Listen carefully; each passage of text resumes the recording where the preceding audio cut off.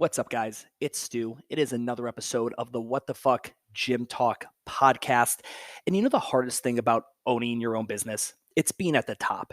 It's not having anyone above you or laterally next to you to bounce ideas off of and problem solve with. Sure, you might get together with another micro gym owner in town or discuss with another owner in a Facebook group or an online forum, but the advice is generally, general. It's not geared towards your business. You might even have a coach or an employee who's pretty smart, but when you guys talk about it, it's more just commiserating. There's not an advanced strategy there because that person hasn't been there and done it before. Guys, you can get on a call with me once a month for 30 minutes or 60 minutes. You can have full access to Microgym University, and you can get set up on Workplace, which is an amazing app that I use as a bat phone so that you can call, text, video message, or audio message me throughout the month anytime a fire pops up in your business and you need my help with it. You want to work with somebody who is going to help you create strategies and execution plans because problems will come up in your business and they're not things that you have to go at alone. If that's something that's interesting to you guys, please let me know. I closed off my book of clients when 2020 hit, and we are reopening here in 2021. I only work with 40 gyms per month. I utilize 0 contracts. It is month to month, cancel at any time. If you are interested in working together and getting on a monthly call, then you need to shoot me a DM. We'll set up an initial business development call and find something that's going to work for you and your business to problem solve. Hell, we might get on 1 call and that's it. We never talk again.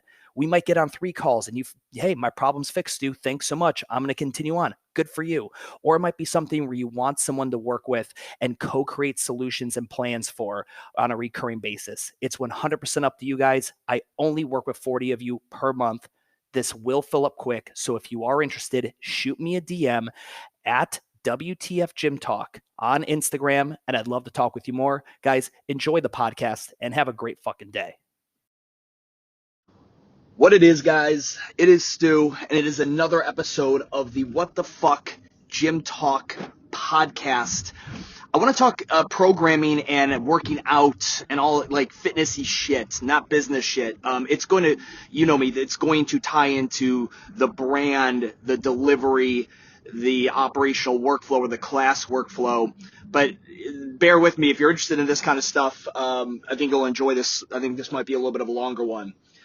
So my thought process is I'm prepping my conversation notes for Jason Khalipa. Mr. Jason fucking Khalipa, the founder of NC Fit.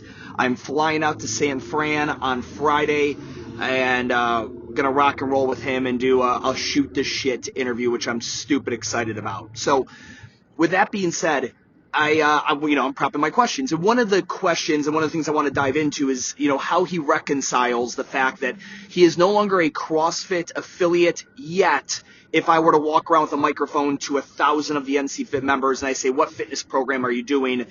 CrossFit would probably be the thing that comes out, right? Like, and not that he has to reconcile, not that he owes anyone an explanation. I believe everything that everyone is doing right now is constantly varied functional movements at high intensity, the operational definition of CrossFit. But I was just curious, like, how maybe he's had that, that conversation with his licensee people or doubters or people who just want to, like me, who just want to have the conversation. So that led me into my own because I get hit with that as well with urban movement. People say like, oh, well, isn't it like CrossFit? And the thing I'm able to stand on, and again, maybe I don't think Jason would be able to stand on this. Maybe he will. I'm going to find out. But I have CrossFitters that come in to try out the gym, and if they choose not to sign up, and we talk to them about it, it's like it's not CrossFit. I had CrossFitters in my membership base, and when we switched over to urban movement, they canceled, citing the reason it's no longer CrossFit. So that's where I'm able to stand on my point of like, well, it's to, maybe to the definition of constantly varied functional movements at high intensity. It is definitely that. But to the market does not perceive what I do as CrossFit, which is why we've had the level of success that we've had and, kicking off the license model. And, I'm real excited on the recipe we've cooked up. So But here is an element on the programming side for me to nerd out with you guys on that I think might help for someone's like, well, that doesn't make fucking sense. You're lifting barbells and jumping on boxes and doing pull-ups and you're on a rower. That's CrossFit, man. How is it any different? One of the things we looked at when we were creating the programming model, our unique belief in fitness, is we looked at what were the things that we really enjoyed in CrossFit, in that, that HIIT style barbell bias thing. And the cool thing for me, and I think everyone here can relate, we all like the idea. And I think maybe I saw this on a t-shirt or as like a meme, but it's like, what do you do to get stronger? I lift weights. What do you do to get, what do you do for cardio? I lift weights faster. Have you all seen that shirt? Like, oh, I just said y'all. Fuck that. If you guys ever hear me with that Southern slang shit, drop me a DM and tell me to go fist myself. Oh, God, my skin crawled. No offense to anyone who says y'all, but I'm from fucking Cleveland. I don't say y'all. Been in the South too long. There I go, driving like an asshole again. Anyway, so you guys have seen that meme or that statement or that a concept, right? That like barbell cycling, using the barbell in a conditioning phase. Here was our thing. When we installed tempo training at Urban Movement, all that went away. There was no fast barbell movements anymore. Everything we do is tempo based. Now we have different hierarchies of our tempo based on the dose response and the type of workout that we're providing.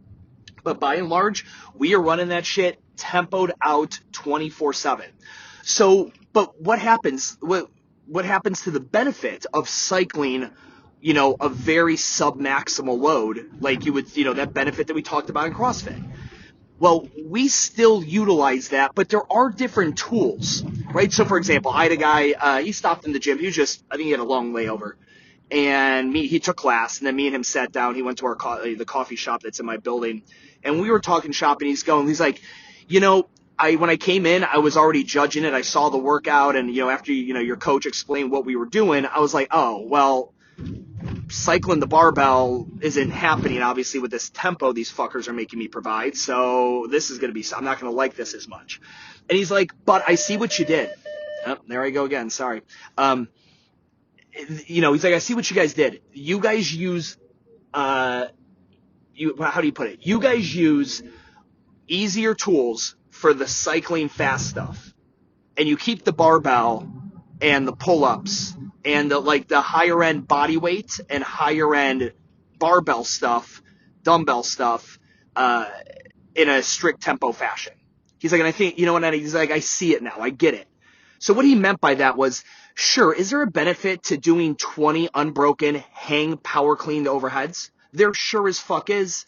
However, if we're going to put a barbell in your hand at Urban Movement, we are doing it to increase your lean body mass by getting you stronger, not to jack up your heart rate. I can do the exact same fun fucking thing by having you do a double arm dumbbell hang snatch. Right? And even that, we very often we throw tempo 2 on the way down, bringing it back to the shoulder.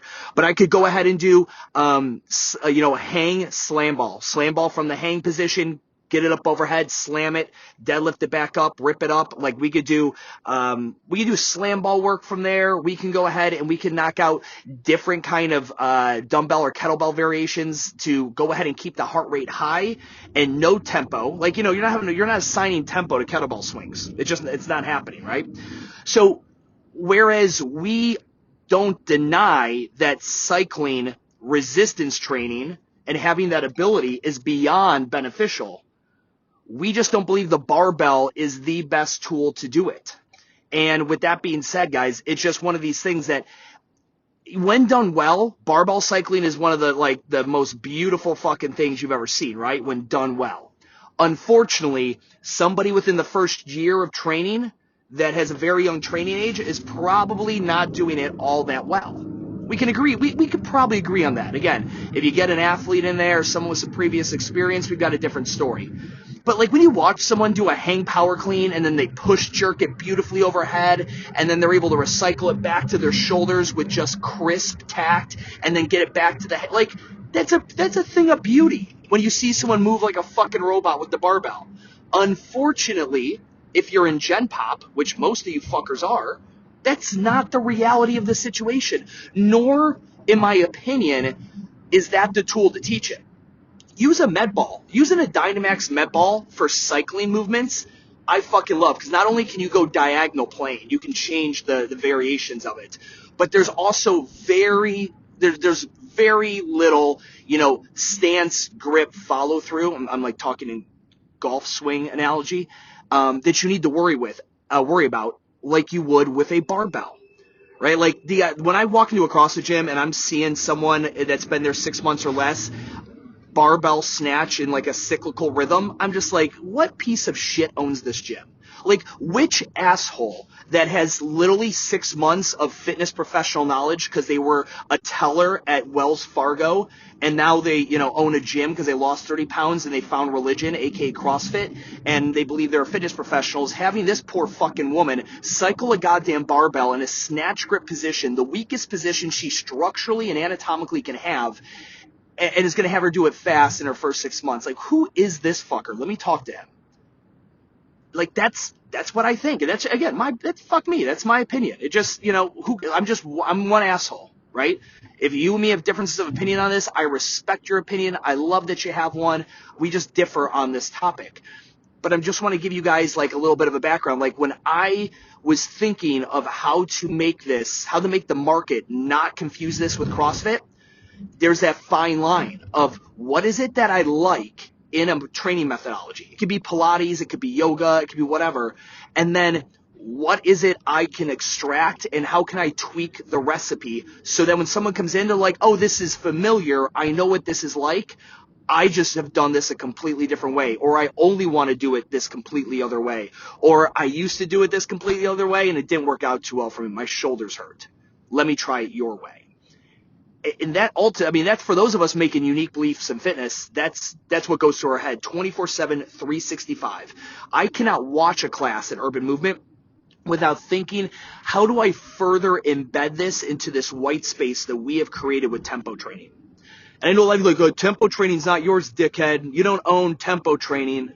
You can't fucking, well, first off, I can trademark tempo training, which we are. But like, yes, I own my version of it. I 100% own my unique blend of tempo training. And if you're not familiar with how this works, CrossFit, that siren was not because of me. CrossFit did not own power cleans and pull-ups and running. They just put it together in a recipe that nobody else had been fucking with. And with that in mind, guys, you 100% can own a recipe, even if it has the ingredients that are common. Let me say that one more time. I swear these are not due to my horrible fucking driving. Let me wait for this goddamn fire truck. All right, so you guys can 100% own the recipes even when the ingredients are common. I really hope that's what most of you are doing. If you really love your fitness methodology, like you're a core power yoga, you're a CrossFit gym, whatever, you're, an Orange Theory, and that's your thing, you're subscribed to it, you believe in it, you're paying for it, then yes, fuck off with me in this podcast. This probably isn't valuable to you. But those of you that are independent micro gyms that are looking to create their own unique belief in fitness, I really hope you embody what it is I've been talking about here today. Right? Just that one interaction of someone wanting to talk about one element. Again, I could have, if this podcast could go on for another 60 minutes, I could go ahead and extract 9 different other examples of, I saw this and we decided to take that same dose response, but tweak it by doing this instead. Right? Like the way a lot of gyms will go into, they want 1 rep maxes and 3 rep maxes and all that stuff. We completely flip that on its head. It's just, and no, I'm not going into the full depths of everything. Again, that's for our licensees. But when we do a time under tension max or whatever it may be, we are 100% rewriting a recipe to create a unique belief in fitness and to take people who recognize the ingredients and have them say, oh my God, this is a different recipe. I hate it. I'm out. Or have them look at it and say, this is a different recipe. And I fucking love it. This is actually way better. So anyway, just a little insight into my fucking ginger brain and as to what I think of when I'm going through this through a business mindset, a programming mindset, creating a unique place in the market mindset. Guys, I hope this was helpful for you. If you are seriously considering creating your own unique belief in fitness, please, I could not encourage you enough. Spend a little bit of money and get on the phone with me and let me help you out. I will literally help you avoid tens of twenties of maybe even more money of thousands of dollars by not making the silly mistakes that in your head seem like layups. And I'm here to tell you should not take that shot. So if any of you guys are on that path and you want to get on the phone with me, I'd love to talk with you. Shoot me a DM on Instagram and let's fucking make this thing happen. Until I talk to you guys in the next podcast, have a great fucking day.